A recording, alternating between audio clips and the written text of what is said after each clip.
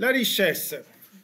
La richesse pour que les Assyriens venaient de la guerre, des butins de guerre. Et le travail le plus important que les scribes faisaient, c'était pour répertorier les objets dont ils s'emparaient. Les Assyriens ont attaqué toutes les villes qui étaient à côté de leur pays, une après l'autre.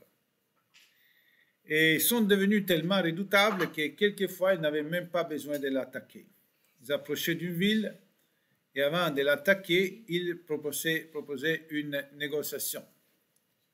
Ils proposaient à la ville de se soumettre volontairement et la conséquence aurait été qu'ils auraient dû payer une taxe, d'accord, une redevance aux Assyriens.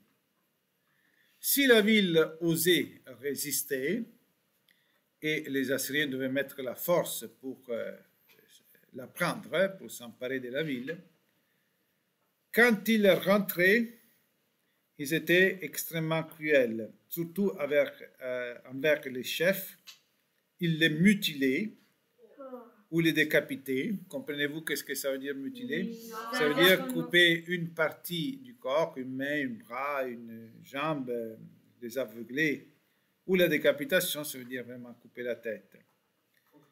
Certaines villes étaient complètement détruites et le sort de la population, c'était ou le massacre, ou l'esclavage, ou la déportation.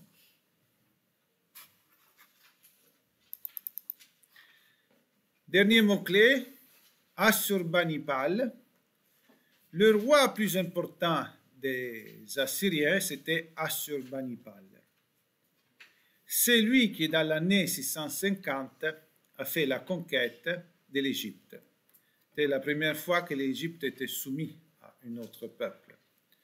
La culture et la civilisation égyptienne a continué à exister, même malgré la domination d'autres peuples. Elle existera jusqu'à la prise des Arabes au 7e siècle. D'accord?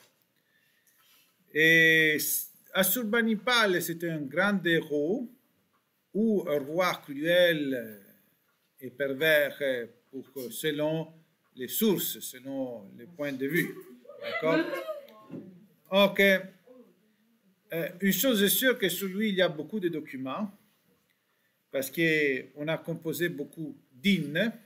Pour lui, les scribes faisaient d'hymnes pour exalter ses gestes.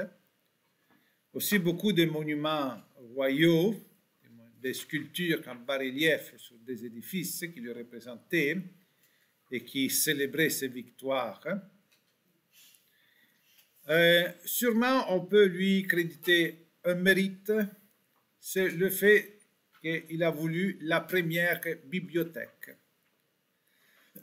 dans la ville de Ninive, la plus ancienne des bibliothèques que nous connaissons.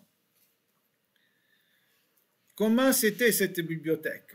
Aujourd'hui, quand nous pensons à une bibliothèque, nous pensons à un endroit où il y a plusieurs étagères et tous les livres bien ordonnés, catalogués. Bon, à l'époque, il n'y avait pas de livres.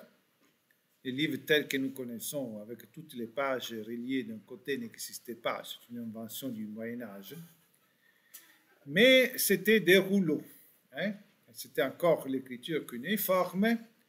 Mais par rapport aux tablettes d'argile des Sumériens, on avait désormais appris à utiliser du papyrus par les Égyptiens. Donc, par le papyrus, on faisait des feuilles rectangulaires sur lesquelles on écrivait. Mais quand il y avait de longs textes, il fallait coudre ensemble plusieurs papyrus. Donc, on avait des longs textes qu'on enroulait autour de certains bâtons. D'accord? Pour les lire, il fallait le dérouler. Et puis, ces textes enroulés, on les gardait dans des gros pots en terre cuite, d'accord, et qu'on bouchait d'en haut. Certains de ces codes, on les appelle codes de ces anciens documents, sont arrivés jusqu'à nous. D'accord?